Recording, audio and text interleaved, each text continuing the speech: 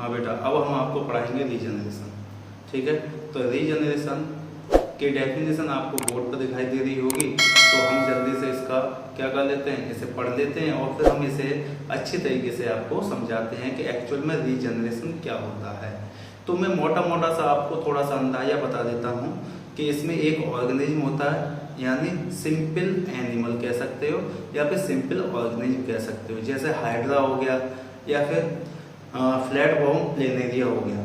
अगर हाइड्रा या फिर फ्लैट बॉम प्लेनेरिया को हम 2 या 3 भागों में कट कर देते हैं, या फिर एक्सीडेंटली फ्लैट बॉम प्लेनेरिया या फिर हाइड्रा एक्सीडेंटली 2 भागों में डिवाइड हो जाता है या 3 भागों में डिवाइड हो जाता है, तो इन हाइड्रा के जो बॉडी पार्ट्स हैं वे दोबारा से न्यू ऑर्गेनिज्म में डेवलप्ड हो जाएंगे। यानी कहने का मतलब ये है, अगर प्लेनेरी एक्सीडेंटली 3 भागों में डिवाइड हो गया है, तो ये 3 बॉडी पार्ट्स न्यू ऑर्गेनिज्म यानी 3 न्यू ऑर्गेनिज्म पैदा करेंगे। इसी तरीके से हाइड्रा भी क्या करेगा, अगर हाइड्रा 2 भागों में डिवाइड हो गया है तो हाइड्रा भी 2 नए ऑर्गेनिज्म पैदा कर देगा, यानी हर बॉडी पार्ट एक न्यू ऑर्गेनिज्म में डेवलप हो जाएगा।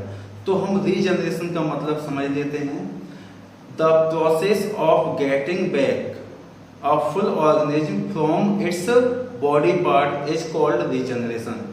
मैंने क्या बताया आपको, the process of getting back a full organism from its body part is called regeneration. यानी डेफिनेशन से हमें पता लग रहा है कि हमें एक पूरा का पूरा ऑर्गेनिज्म मिलेगा, किसमें से, किसी ऑर्गेनिज्म का कोई बॉडी पार्ट कट गया है तो वो बॉडी पार्ट कटने के बाद एक नया ऑर्गेनिज्म बन जाएगा। यानी अगर कोई ऑर्गेनिज्म 2 भागों में डिवाइड हो गया तो 2 नए ऑर्गेनिज्म, 3 भागों में डिवाइड हो गया तो 3 नए ऑर्गेनिज्म, अगर 10 भागों में काट देते हैं हम, या फिर एक्सीडेंट किसी कारणवश कट जाता है या टूट जाता है, रैप्चर हो जाता है, यानी अगर जितने भागों में वो टूटेगा तो उसमें से उतने ही न्यू ऑर्गेनिज्म पैदा हो जाएंगे। या कह सकते हो 5 भागों में हमने फ्लैट बॉम को कट कर दिया 5 भागों में, तो उसमें से 5 न्यू ऑर्गेनिज्म पैदा होंगे। ऐसे ही हाइड्रा के अंदर भी रीजनरेशन पावर होती है, तो हाइड्रा भी, अगर हाइड्रा को हम 2 भागों में काट देते हैं तो हाइड्रा भी क्या बन जाएगा, 2 नए ऑर्गेनिज्म नए बन जाएंगे। क्या बन जाएंगे, उसमें से 2 नए ऑर्गेनिज्म पैदा हो जाएंगे। तो देखिए, तो रीजनरेशन की डेफिनेशन आपके सामने है। रीजनरेशन आप इसे कॉपी करना चाहे तो कॉपी कर लीजिए, तो मैं यहाँ पर आपको समझाता हूँ डायग्राम के थ्रू। तो सबसे पहले रीजनरेशन बता देता हूँ। The process of getting back a full organism from its body parts is called regeneration. यानी कहने का मतलब है, किसी ऑर्गेनिज्म के एक बॉडी पार्ट से, यानी किसी भी तरीके से उसका बॉडी पार्ट अलग हो गया है, तो वह बॉडी पार्ट किस में चेंज हो जाएगा, फुल ऑर्गेनिज्म में कन्वर्ट हो जाएगा। यानी उस बॉडी पार्ट से एक नया ऑर्गेनिज्म बन जाएगा। इसी को हम बोलते हैं रीजनरेशन पावर। तो मोस्टली जो रीजनरेशन पावर सबसे ज्यादा जो पाई जाती है वो हाइड्रा के अंदर पाई जाती है और फ्लैट बॉम प्लेनेरिया के अंदर भी पाई जाती है।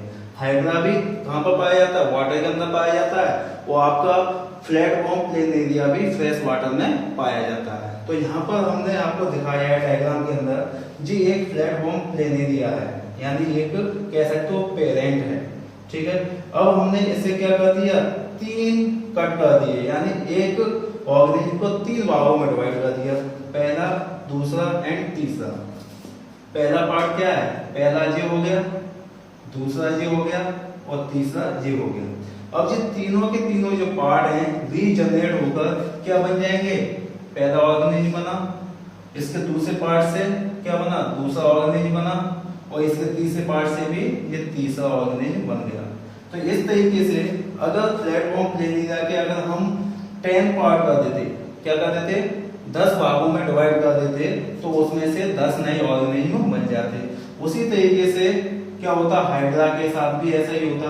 अगर हाइड्रा को अगर हम 2 भागों में डिवाइड कर देंगे तो उसमें से 2 नए ऑर्गेनिज्म, यानी उसके 2 क्या हो गया, एक बॉडी पार्ट यानी पूरा कंप्लीट ऑर्गेनिज्म 2 भागों में डिवाइड हो गया, तो 2 ऑर्गेनिज्म बन जाएंगे। इतना समझ में आया, ठीक है।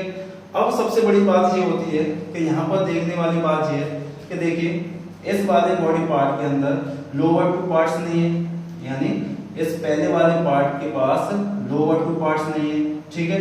दूसरी बात, इस दूसरे वाले पार्ट पर एक अपर पार्ट नहीं है, एक बॉटम वाला पार्ट नहीं है।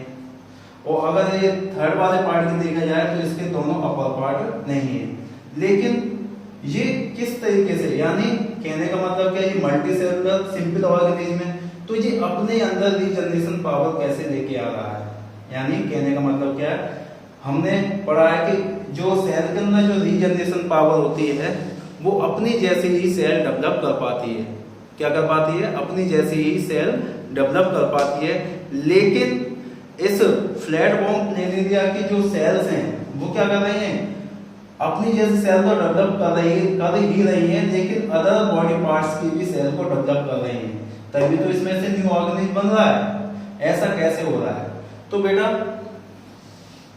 ये फ्लैट बॉम्ब प्लेनेरिया या फिर हाइड्रा के अंदर क्या होता है, इनकी सेल्स के अंदर स्पेशल पावर होती है जो बाकी मैमल्स या फिर हमारी सेलों के अंदर नहीं पाई जाती। यानी हम कहें कि एक दूसरा multi cellular advance multi cellular organism ले लें तो, या कह सकते हो कैट ले लेते हैं, ठीक है। अगर कैट का एक लेग कट जाती है तो क्या उसका वो लेग दोबारा से आ जाएगी? नहीं आ पाएगी। आपने देखा कि अगर हमारा किसी एक्सीडेंट में हमारा हाथ कट जाता है तो हमारा हाथ पूरा आ पाता है? नहीं आ पाता। लेकिन यहाँ पर क्या हो रहा है, फ्लैट बॉम्ब प्लेनेरिया के अंदर ऐसा हो रहा है।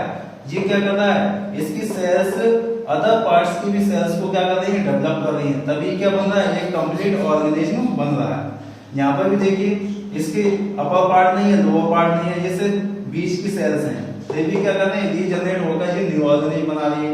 यहाँ पर ऊपर के पार्ट्स नहीं है, सिर्फ क्या बॉटम वाली सेल्स है, तब भी क्या कर रही है, नई सेल्स बना रही है।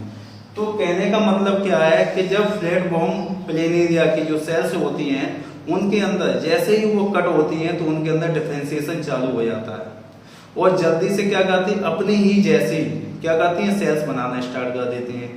और फिर क्या इनके अंदर स्पेशल पावर होती है, तो ये अपने क्या करती हैं, अपने आप को ट्रांसफॉर्म कर देती हैं दूसरे जो ऑर्गन्स हैं, या ऑर्गन्स नहीं कह सकते, दूसरे जो बॉडी पार्ट्स की जो सेल्स हैं उनमें क्या कर देती है, अपने आप को ट्रांसफॉर्म कर देती है। इस तरीके से एक नया ऑर्गेनिज्म डेवलप हो जाता है। यानी मैंने क्या समझाया कि सबसे पहले जैसे ही फ्लैट बॉम्ब प्लेनेरिया कट होता है तो कुछ समय में क्या होता है, न्यू ऑर्गेनिज्म पैदा हो जाता है। तो इसके अंदर इसकी जिस बॉडी पार्ट्स की सेल्स जहां से कटा है उसके अंदर डिफरेंशिएशन चालू हो जाता है। तो सबसे पहले वो अपनी जैसी सेलें बनाती हैं, यानी जिस बॉडी पार्ट की सेल्स की जगह से कट हुआ है, जैसे यहाँ की सेल्स पहले अपनी जैसी सेल्स को डेवलप करेंगी। जब ये अपनी सेल्स को डेवलप कर देंगी तो क्या करेंगे, ये अपने आप को बदलना स्टार्ट कर देंगी दूसरे टाइप की सेल्स के अंदर, यानी इनके अंदर डिफरेंशिएट होना चालू हो जाएगा और डिफरेंशिएट होने के बाद ये अपने आप को ट्रांसफॉर्म करना स्टार्ट कर देंगी क्या, अलग दूसरे टाइप की, यानी दूसरी जगह के सेल्स के अंदर ये अपने आप को ट्रांसफॉर्म करना स्टार्ट कर देंगे। और जैसे धीरे धीरे करके ये अपने आप को चेंज कर देंगे और पूरा ऑर्गेनिज्म बना लेंगे। लेकिन मैमल्स के अंदर नहीं होता। मैमल्स के पास सिर्फ क्या होता है, अपनी जैसी सेल ही रीजनरेट कर सकती है, लेकिन वो सेल अपने आप को दूसरी सेल में चेंज नहीं कर सकती, यानी ट्रांसफॉर्म नहीं कर सकती, ठीक है।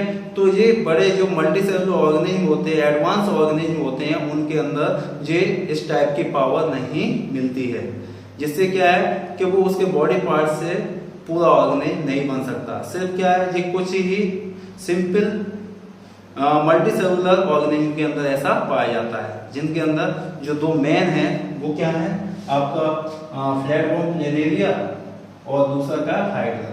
तो आप समझ गए होंगे कि रीजनरेशन कैसे होता है। तो रीजनरेशन का मतलब है कि अगर एक ऑर्गेनिज्म किसी एक्सीडेंटली 2 या 3 भागों में कट जाता है, उसके बॉडी पार्ट कट हो जाते हैं, तो एवरी बॉडी पार्ट जो है न्यू ऑर्गेनिज्म में डेवलप हो जाएंगे।